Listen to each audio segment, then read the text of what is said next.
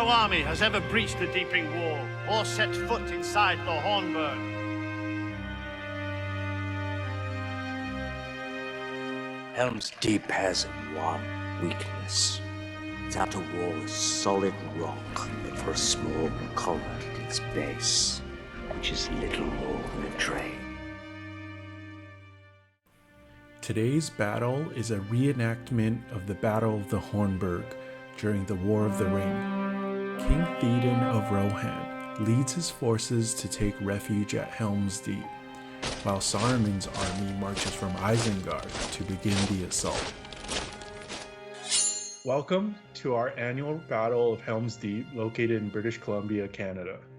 We're using the Games Workshop miniatures. However, the fortress that we have is much larger scale than the Games Workshop model, and it was custom built by my fellow co-host, Charles. To fit the scale of this epic battle, the armies are also much bigger than the official scenario, with over 3,000 points for the good side and 5,000 points for evil side. So like Richard said, this is an annual event hosted by the group. So I think this is the third time we've hosted it? Yeah.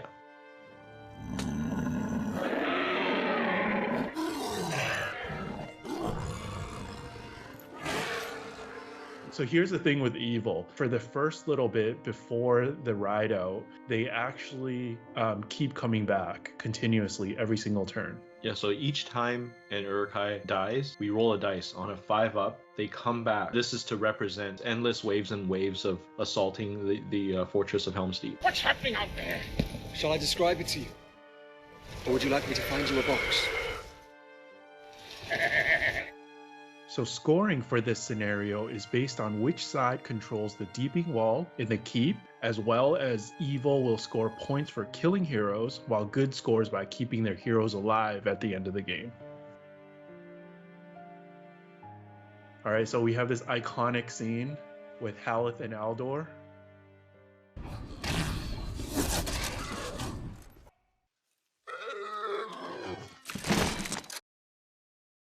And the first Uruk-hai is down, just like in the movie.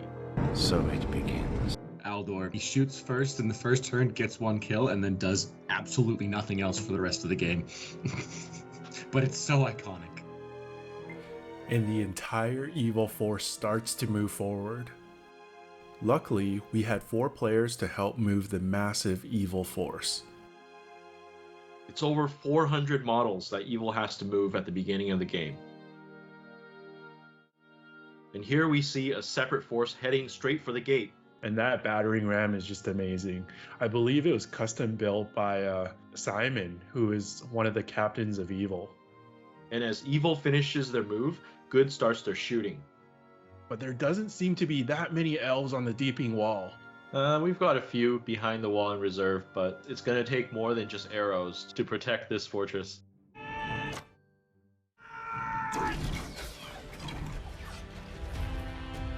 For this scenario, we also brought back the volley rule. So for those who didn't play back in the 2000s era, you could double your range, but you only hit on 6s. Yes, and also when the arrows land, both sides take turns picking targets, so they're a little more random. We have a few Uruk-hai going down to arrows, but you can't even tell the difference. Yeah, picking off the Berserkers is good too, because they're going to be the guys that the evil's going to try to put up at the top of the ladders, because they have the best shock value to get in there. So it's good to try and reduce the effectiveness once the ladders start getting up on the walls. The Berserkers are really vital with the demolition process when trying to blow up the wall. And look at all those ladders. Getting real close in this next move phase. Looks like evil is about to start the assault on the wall very soon. Legolas getting his first couple kills ahead of Gimli, just like in the movies. Yeah, they do have an ongoing competition here in this scenario. So it does look like evil is kind of concentrating the ladders more at like the center right of the wall, kind of closer to the keep. So I'm wondering if there's strategies to maybe try and take the wall, but also push guys into the keep from that direction as well. And we see some of the Rohan archers try to focus down the Uruk-hai running up the ramp. It's really important that they protect the gate because it can be a pretty easy way to get into the fortress if the gate falls. As for the evil side, I wonder if the assault on the gate is a bit of a decoy, because I don't know if they've put enough Uruk-hai there. If it is a decoy, it's definitely working because half the good army are standing by waiting to defend the gate. And we see a couple of Uruk-hai getting picked off there. I mean, this is a tough matchup. I know the elves have a higher fight value, but the berserkers with their 2 attacks, if you can get a one-on-one there, I think they match up quite well against these elves. Yeah, there aren't very many elves there, so it does look like it could be a really vulnerable spot to focus.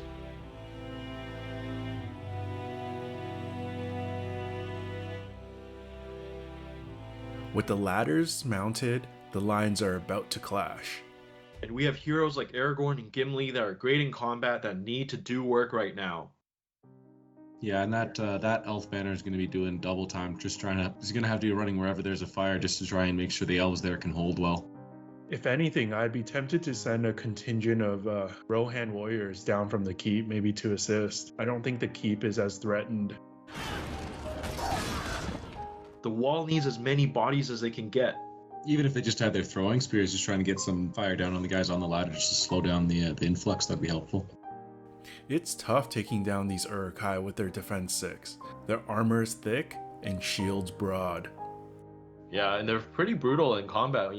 I mean, one of them, one-on-one, they can put up a good fight against an elf. They're easily better than like a Rohan warrior. So far, it looks like the good side is doing a good job holding off the berserkers.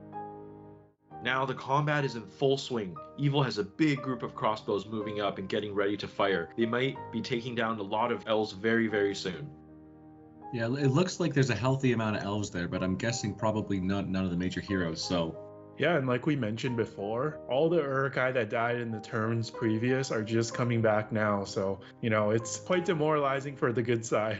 Every Uruk-hai you kill, they're just gonna keep coming back. On a 5+, so this is actually only about a third of the ones that died, so a lot of them actually died to the initial volley, but, the Uruk-hai are still made it to the wall, so there are just so many of them. The crossbows are underestimated. We had 36 crossbows, and first turn we were getting no kills, maybe 1, maybe 2, and then one turn we got 6 elf kills with just shooting. And we see the big bad Uruk-hai chief standing in the back, still on the rock. Hasn't moved from his original position.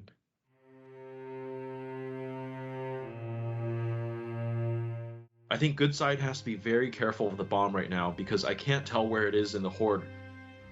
The good needs to have eyes on the demolition before they get too close to the wall. I mean, it's all about the berserkers that are near the bomb once you spot it. I did try one year, unsuccessfully, to shoot the bomb to get it to explode in the horde of Uruk-hai. That is not a very viable strategy. It takes a lot of wounds to do that. But it's fun. Yeah, I think it still looks like it's at least one turn away. So next turn it won't be at the wall. The turn after it will be. Hopefully they can pick up some targets of opportunity before the berserkers near there, and then hopefully they'll get a couple more turns of safety if they can get rid of the high courage models that are around the bomb. And here we see the ballistas arrive with the giant ladders ready to assault the keep. We basically changed the rules for the ballista to what they were originally intended in the movies, which was to lift the ladders. We'll see if Legolas can shoot down a giant ladder and squish 100 Uruk-hai just like in the movies. I think the question for good side is how many models do you leave on the floor of the deeping wall rather than coming up to help defend the walls? We do know that there is a chance that the wall could be blown up and you want guys down there to defend the breach. The problem with trying to defend down below, in that little courtyard area, is that if the ball does blow up, the Uruk-hai are going to be throwing in all of their pikemen there. So they're going to be throwing a lot more dice than any of the defenders can manage. And here we see Gimli finally getting into things, trying to even the score with Legolas. But every time he got the orc at the top of the ladder and it started going down and killing every orc along the way, just an excellent feeling every time. I still think Rohan should be sending help from the keep down to the wall. Where was Rohan when the deeping wall was overrun? Safe and sound in the keep, that's where. Now we see an evil general patting themselves on the back. That's when you know the good side is in trouble. So I think it's quite easy for the defenders to get overwhelmed down there. I think it's better to focus on the wall, but I'm not sure. What do you guys think? Yeah, it's quite the dilemma. I think it's definitely like a balancing act. You definitely don't want everyone on the wall, because then if the wall blows up, then all of a sudden you're both racing to the breach, and I think the Uruk-hai can get there first. On the other hand, you can't leave the wall with too many gaps, otherwise it'll just be taken over. So the Berserkers, not only do they carry the Flaming Brand, which can set a demolition charge much more easily, but also because they are crazy, they pass the courage test that's required to blow up the demolition much more easily than a regular warrior. So they're the ideal units to send in with the bomb. Yeah, I wonder if that was a mistake, not putting enough berserkers down beside the bomb. It seems like the evil generals are instead choosing to throw them on the ladders. And there we see the bomb getting very close to the wall. Don't see a lot of berserkers around there. That's good. It's promising. Uh-oh.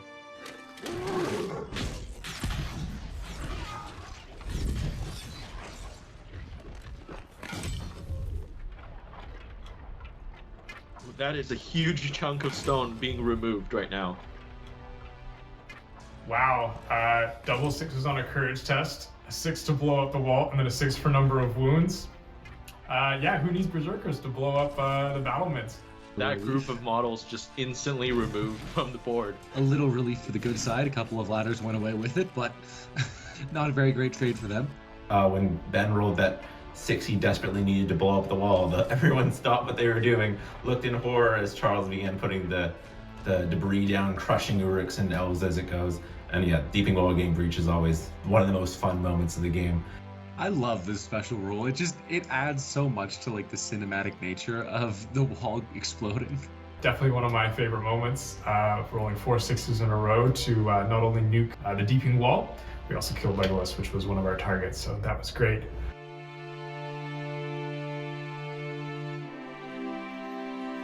He was on top of the piece of wall. That was destroyed. No! I thought he moved off of there. Legolas, no! Oh, disaster. Oh, R.I.P. Legolas. I know this is a bit unthematic, but just the way it goes.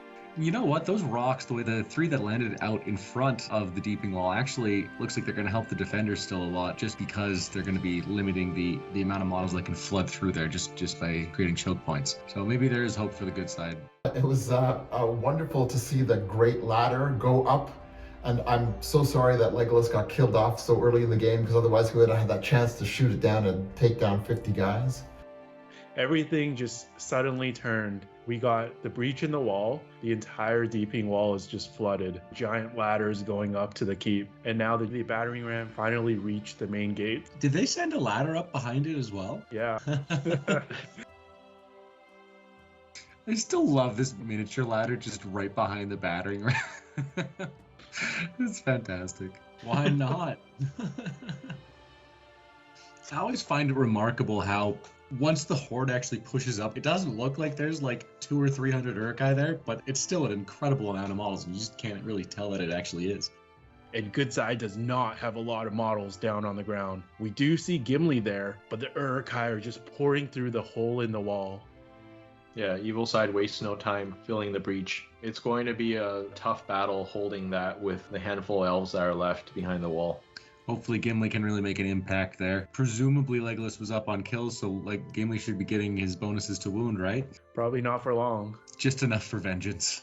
All this time, there are still reinforcements for evil coming in. Behind the Isengard army, you see trickling in all the ones that we are rolling. So it just gives a sense of like an endless army, which is what we're trying to go for here.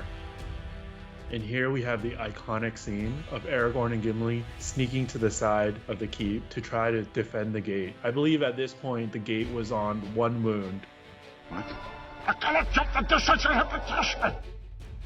So this is a special rule I think we implemented, right? So if the good side chooses, they can instantly teleport Aragorn and Gimli over to the gate to defend it, I believe. Yes, and then Gimli is tossed onto the causeway.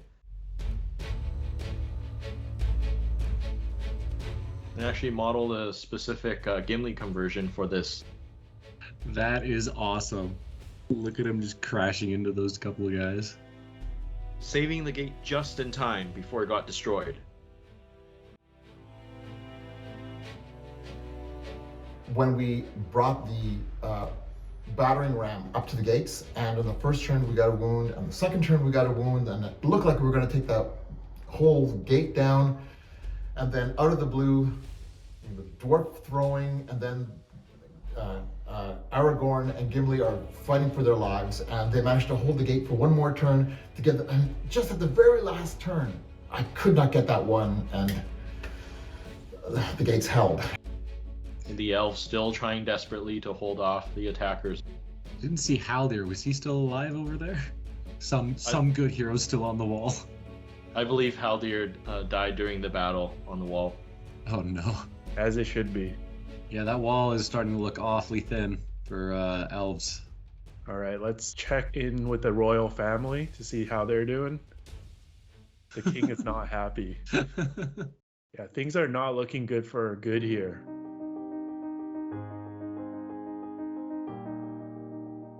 Seems like Aragorn and Gimli are doing a good job keeping the Uruk-hai at bay. They stopped the battering ram temporarily while the defenders made repairs behind the gate. Well, it looks like they had a big enough impact. Unfortunately, it wasn't Legolas this time, but it must have been a warrior of Rohan who lifted them up out of the danger. And then it was wonderful to see at the end how strong that Rohan defense was on the Hornburg. They just held and held and held, and I think only one or two Uruk ever got onto that rampart, and then they were immediately wiped out. And here I believe Aldor died, defending the keep from the attackers coming up on one of the big ladders. Finally, when we actually got into the Deeping Wall, we poured in. We had Mauer as kind of our leading hero there with the multiple attacks, equal fight to the elves. You know, I'm looking at the gate right now, and it doesn't look like there's actually a lot of Uruk-hai there. I think the good side might be able to hold the gate fairly well, even if they do break through. The wall and behind the Deeping Wall is another story, though. That does not look so good. And here we see a Rohan contingent finally coming down to hell, but might be a little bit too late. Ride out with me. And here's the moment we've been waiting for. Ride out and meet them. For death and glory. Yes! As Gimli would say. And this is the iconic charge outside the gate down the causeway.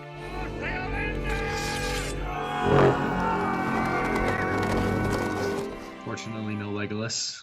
We did have a special rule for this ride out to replicate more of a cavalry charge. Instantly wins the fight, so you just go directly to wounds. So this cavalry charge is just going to mow down these Uruk-hai. Basically, they can keep on charging and fighting until they fail to kill their enemy. And so, potentially in 1 or 2 turns, they can get from the gatehouse all the way down to the bottom of the causeway if they rolled lucky enough. I mean, those heroic combats will be looking awfully good and spicy, but they might burn through a lot of their might pretty quickly just trying to ensure they get the kills and keep the charge going.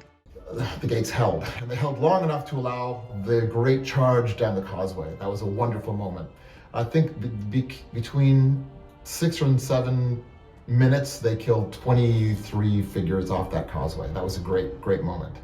We're taking a moment to tell you about our new Into the West dice and Patreon. Some of the perks our patrons will receive include early access to upcoming videos and certain exclusive content, as well as having their lists reviewed and rated in a video, and decide on future topics. And of course, a Discord server chat that we will be active in. If none of these perks interest you and you just want some dice, we got you covered as well. Links in the description below. All of this is going straight back into our channel to make it even better. And if Patreon isn't your thing, the best way to support us is just to keep watching our content. We really appreciate it. Now, back to the video.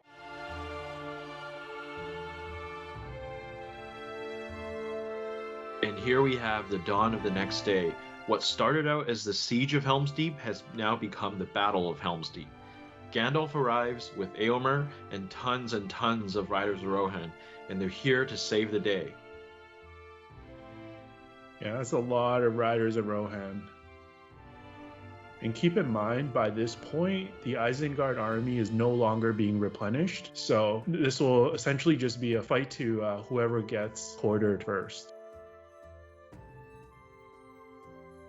So for those who are familiar with the Riders of Eomer Legendary Legion, we are using the Dawn rule, which gives the riders a huge combat boost for one single turn.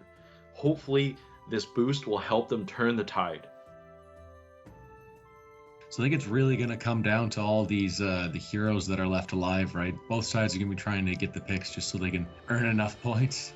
Yeah, because if Gandalf or Eomer goes down, that could be a big swing for evil. Let him king stand alone.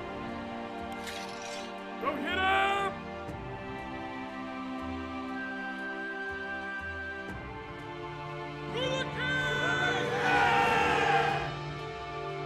When Gandalf arrives, he's good all of a sudden, after withering away the whole game, suddenly has all this power, and getting the first charge off with Gandalf is just excellent.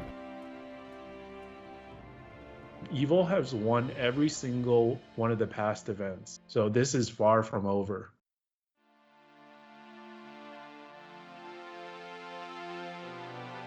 And just like in the movie, the forces of evil were unprepared for Gandalf's arrival. The Rohan cavalry is just sweeping through the unorganized lines of Saruman's army. We will have to see if the horses can get all the way to the wall. It is good that there are all those scattered bands of Uruk-hai around the back that were coming back as reinforcements. The fact that they don't have a nice continuous line is very good for the cavalry. Looks like they're really making an impact right now. Yeah, some of them are still on the wall, and they're like trying to come down to run towards the battle. Yeah, Evil's it's tricky to try and figure out how many guys they want to send away from the wall to protect against the cavalry, while also making sure they're still going to take over the wall and hold the wall. Because all those Rohan guys that were sitting in the keep now have a golden opportunity to start rushing down to the Deeping Wall to help out. This is such a close fight. It's really coming down to the wire now. Good had full control of the keep and kept their key heroes alive, but not sure if that will be enough. There were quite a few heroes that did die for the good side, and Evil did have pretty much full control of the entire Deeping Wall and the courtyard of the wall. And it seems like the game has come to an end with Evil getting quartered. That was a great game. Really fun. It was so nice to have so many people playing all at the same time. Yeah, you can see the courtyard of the Deeping Wall absolutely flooded. I think there's only a few elves remaining. Points. So we got 3 points for breaching the wall, 3 points for getting in behind it, and finally 3 points because we did outnumber him on the wall. We didn't fully take it, but we took the 1/2, which was enough. So yeah, great game. And not sure if this was fair because Legolas died early, but the final count between the two goes to Gimli. Just like in the movies, but a little more one-sided here. Wow, very close result. Narrow victory for good, but a victory nonetheless. Just as it should be, I suppose. And the first time for us with a good victory. And here are some behind the scenes footage of us setting up the fortress. We began early in the morning and it went until 5 or 6 in the afternoon, and everyone was just totally exhausted, but everyone had the best time.